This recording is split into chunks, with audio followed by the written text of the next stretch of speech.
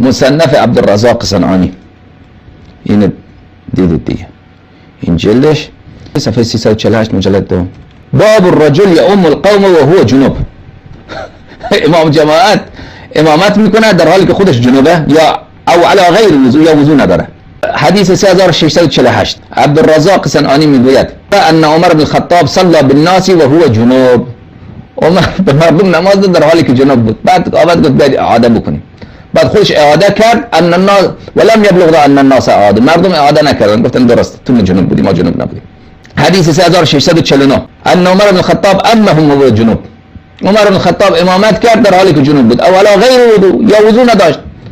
و عاد الصلاه ولم يعد من وراءه. و نماز رو خودش از سر خواند، مردم هم گفتن من نه دیگه ما خسته شدیم ما دوباره نمیخوام. در حال جنابت میامد به مردم نماز میداد.